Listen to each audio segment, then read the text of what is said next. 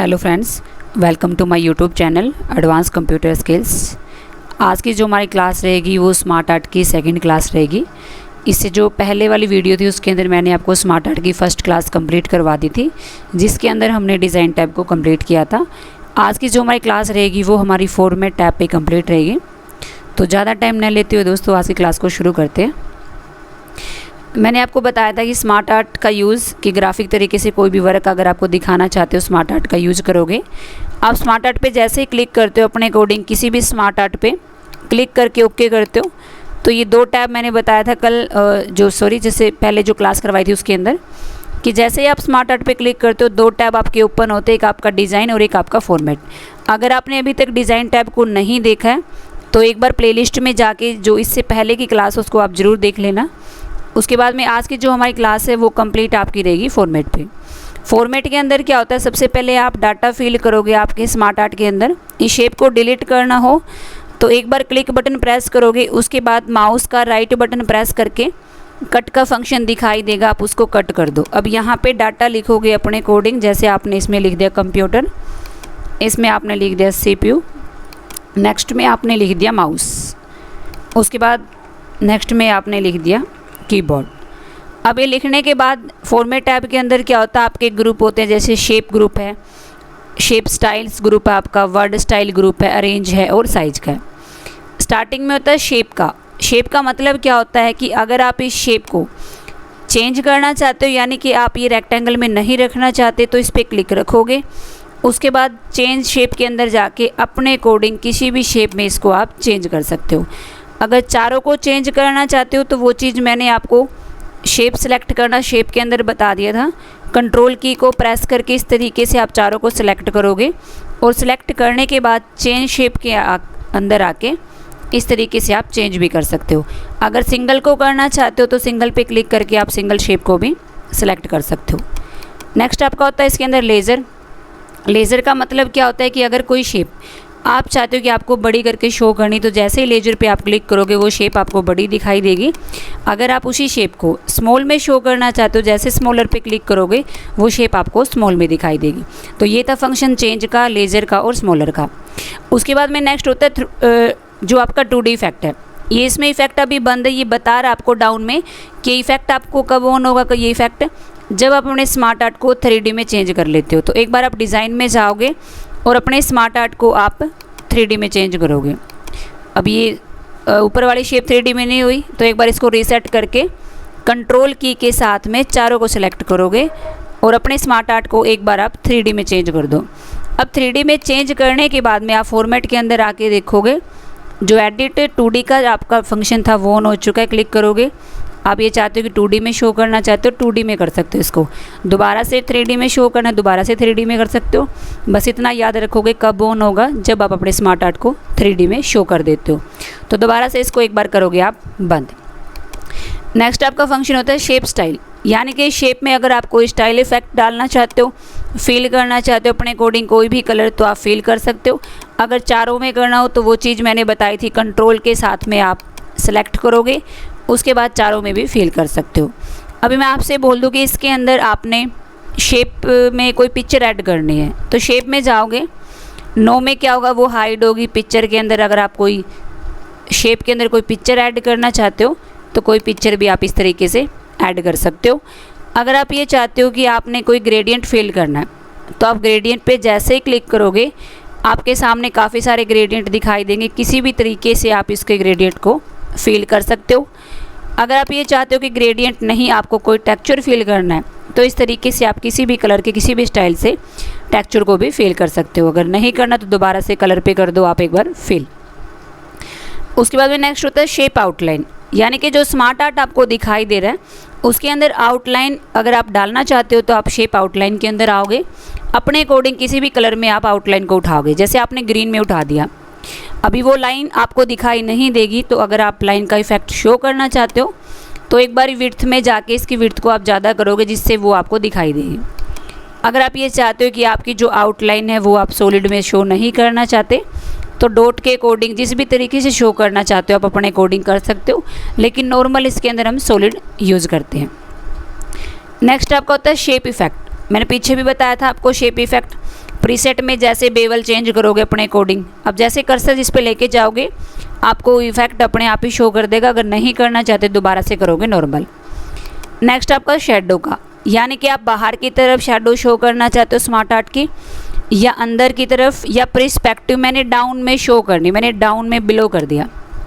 अब वो आपको दिखाई तो देगी लेकिन वो कलर नहीं दिखाई देगा, तो दोबारा से उसी फंक्शन में आप चले जाना, शेडो के लास्ट फंक्शन पे, शेडो ऑप्शन जहाँ पे लिखा वो मिलेगा आपको।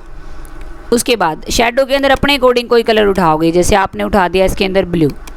अब ब्लू करने के बाद वो आपको दिखाई नहीं देगा बिल्कुल हल्का, तो एक आप करोगे जो ट्रांसपेरेंसी है उसको कम ज़्यादा करके देखोगे, इफेक्ट आपको दिखाई देगा। अगर आप इसमें कम कर देते हो तो उसके बाद में वो जो शेडो है वो आपको दिखाई देगी। अब ये साइज़ कम ज़्यादा करना चाहते हो तो वो भी आप कर सकते हो अपने अकॉर्डिंग। ये चीज़ आप खुद करके देख लेना। इसके अंदर अगर कितना ब्लर शो करना चाहते हो ब्लर भी कर सकते हो उसको, एंगल कितना डिस्टेंस दिखाना चाहते हो शेप से उसकी भी आप एडजस्टमेंट करोगे, डिस्टेंस एंगल ये आप इफेक्ट अप्लाई करके देखोगे। उसके बाद में इसको करोगे क्लोज। अगर आप इफेक्ट नहीं दिखाना चाहते शेडो का तो दोबारा से जाओगे शेडो के अंदर, इसको करोगे नो, वो दोबारा से नॉर्मल कर देगा अपने स्मार्ट आर्ट को। रिफ्लेक्शन में क्या होता है, एज ए मिरर अगर आप स्मार्ट आर्ट को दिखाना चाहते हो अपने अकॉर्डिंग दिखा सकते हो, अगर आप नहीं दिखाना चाहते तो दोबारा से इसको करोगे नो। ग्लो का मतलब होता है चारों तरफ आप चाहते हो कि कलर के साथ में आपको कोई ग्लो शो करना है तो वो भी आप कर सकते हो, अगर नहीं करना दोबारा से रखोगे नो पे। 100 फीट्स का मतलब क्या होता है, जितने पॉइंट को आप इंक्रीज़ करोगे वो उतनी ही आपको ब्लर दिखाई देगी, लेकिन याद रखना काम करना होता है इसके अंदर नॉर्मल के अंदर। अगर बेवल चेंज करना चाहते हो आप बेवल भी चेंज कर सकते हो। बेवल में क्या होगा, सिर्फ फ्रंट आपको थोड़ा सा चेंज होकर शो होगा, बाकी आपको नॉर्मल ही में दिखाई देगी वो। नॉर्मल करना नॉर्मल। अगर 3D रोटेट करना चाहते हो जहाँ पे भी आप कर्सर लेके जाओगे उसी शेप के अकॉर्डिंग वो आपके स्मार्ट आर्ट को चेंज कर देगा। जैसे भी आप करना चाहते हो अपने अकॉर्डिंग करोगे, नहीं करना तो दोबारा से इसको करोगे नो। उसके बाद में नेक्स्ट आपका होता है वर्ड आर्ट स्टाइल। इसके अंदर क्या होता है कि जो टेक्स्ट आपका लिखा हुआ अंदर अगर आप उसके कलर को चेंज करना चाहते हो तो कर सकते हो। जैसे भी ग्रीन में दिखा रहा है, मैं आपसे बोल दूँ कि ब्लैक में कर दो, आप ब्लैक में कर दोगे, अपने अकॉर्डिंग किसी भी कलर में इस तरीके से आप शो कर सकते हो। अगर आप चारों को एक साथ में ही शो करना चाहते हो तो वही तरीका है, कंट्रोल के साथ में चारों शेप को सिलेक्ट करोगे।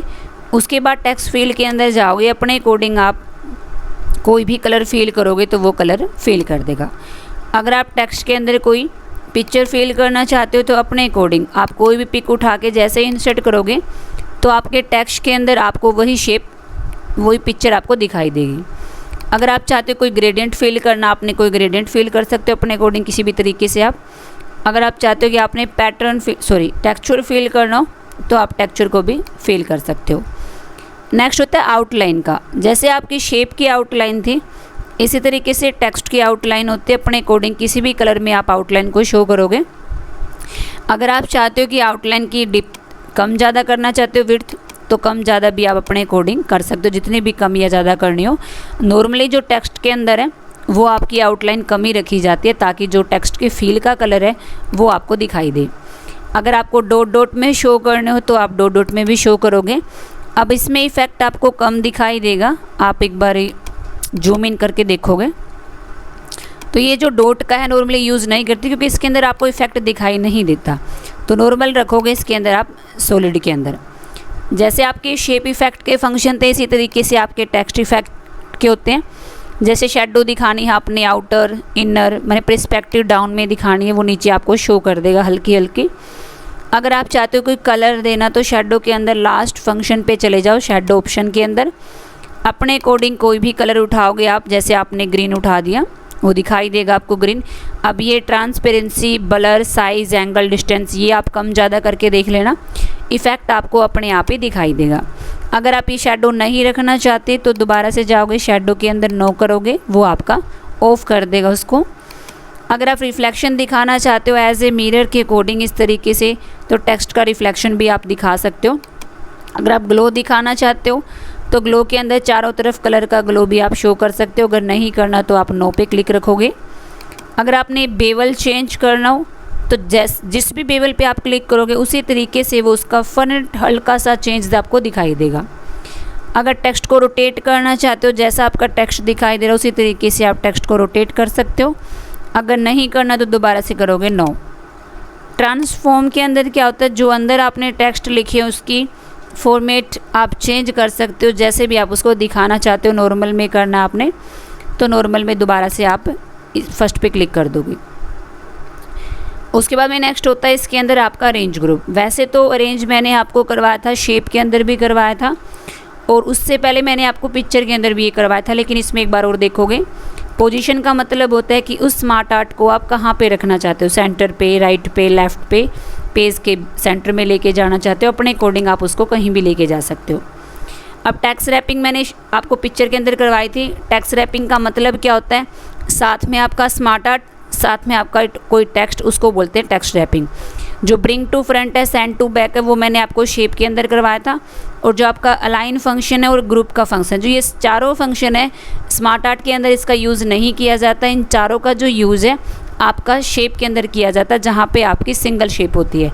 लेकिन ये जो शेप है एक दूसरे से कहीं ना कहीं अटैच आपको दिखाई देगी, तो इसमें ये चारों आपके अप्लाई नहीं होंगे। टेक्स्ट रैपिंग को करने के लिए सबसे पहले क्या करोगे, स्मार्ट आर्ट के साइज़ को कम करोगे, कोने पे ले जाके रीसाइज। उसके बाद आप पेज के कहीं भी बाहर क्लिक करके पैराग्राफ को इंसर्ट करोगे, is equal RAND bracket open close और एंटर। अब इसको बोलते हैं टेक्स्ट रैपिंग। अब इस टेक्स्ट रैपिंग को रखने के तरीके होते हैं, जैसे आपने इनलाइन कर दिया, इनलाइन में क्या होगा, वो आपको पेज के टॉप में दिखाई देगी, यानी कि लेफ़्ट राइट में आपको कोई वर्ड दिखाई नहीं देंगे। अगर आप स्क्वायर में कर देते हो तो स्मार्ट आर्ट को कहीं पे भी आप एक सिंगल शेप को नहीं उठाओगे, आप स्मार्ट आर्ट के अंदर क्लिक रखोगे, एरो का निशान आपको दिखाई देगा जब आप ऊपर कॉर्नर पे लेके जाओगे। इस तरीके से सेंटर में शो करना चाहते हो तो आप सेंटर में भी शो कर सकते हो। अगर आप चाहते हो टाइट्स में क्या होगा, वर्ड्स बिल्कुल क्लोज दिखाई देंगे स्मार्ट आर्ट के। अगर आप चाहते हो, सबसे पहले दोबारा से करोगे इसको स्क्वायर। बिहाइंड का मतलब होता है कि स्मार्ट आर्ट को बैक में लेके जाना चाहते हो तो वो भी आप लेके जा सकते हो, टेक्स्ट आपको ऊपर से दिखाई देगा। इन फ्रंट में क्या होता है, स्मार्ट आर्ट आपको ऊपर दिखाई देगा, जो वर्ड्स है वो आपको पीछे दिखाई देंगे। टॉप टू बॉटम का काम सेम इनलाइन के तरीके से, यानी कि अप और डाउन में वर्ड्स चलेंगे आपके, लेफ़्ट राइट में आपको वर्ड्स दिखाई नहीं देंगे। थ्रू का काम होता है सेम टाइट्स के तरीके से, वर्ड्स स्मार्ट आर्ट के क्लोज दिखाई देंगे। उसके बाद नेक्स्ट होता है टेक्स्ट रैपिंग के अंदर आपका एडिटेड रैप पॉइंट। जो एडिटेड रैप पॉइंट का फंक्शन है वो आपका स्मार्ट आर्ट के अंदर काम नहीं करेगा। वो फंक्शन मैंने आपको शेप के अंदर, पिक्चर के अंदर कंप्लीट करवा दिया था। अगर आपने अभी तक वो वीडियो नहीं देखी है तो प्लेलिस्ट में जाके एक बार वो वीडियो आप ज़रूर चेक कर लेना। नेक्स्ट आपका फंक्शन होता है अलाइन ग्रुप। मैंने बताया था bring to front, send to back, align group, ये फंक्शन इसमें काम नहीं करेंगे, ये पीछे वाले फंक्शन में ही काम करेंगे, तो आप उन्हीं के अंदर अप्लाई करके देखोगे। उसके बाद रोटेट का फंक्शन होता है कि अगर आप रोटेट करना चाहते हो, अगर इस सिंगल शेप को रोटेट करना चाहते हो रोटेट कर सकते हो, लेकिन आप चारों शेप को करना चाहते हो कंट्रोल के साथ में इस तरीके से सेलेक्ट करोगे, रोटेट में जाओगे। जैसे कि आप लेफ़्ट में 90 दिखाना चाहते हो, उसको लेफ़्ट में 90 शो करोगे, दोबारा से नॉर्मल शो करना चाहते हो दोबारा से नॉर्मल पे कर सकते हो। अगर आप चाहते हो कि शेप की डायरेक्शन आपने चेंज करनी है, आप वर्टिकल कर दो, दोबारा से नॉर्मल करना तो दोबारा से फ्लिप पे हॉरिजॉन्टल करके, आप दोबारा से फ्लिप पे वर्टिकल करके इनको नॉर्मल में शो कर सकते हो। अगर हाइट चेंज करना चाहते हो स्मार्ट आर्ट की, आप हाइट भी चेंज कर सकते हो। अगर विड्थ चेंज करना चाहते हो तो विड्थ भी आप अपने अकॉर्डिंग क्लिक करके चेंज कर सकते हो। तो आज की जो हमारी क्लास थी वो स्मार्ट आर्ट पे कंप्लीट थे। तो आज की क्लास में इतना ही दोस्तों। अगर आपको मेरी वीडियो अच्छी लगी हो तो वीडियो को लाइक कर दे, शेयर कर दे, कमेंट कर देना। तो आज की क्लास में इतना ही, मिलते हैं नेक्स्ट क्लास में, तब तक के लिए नमस्कार।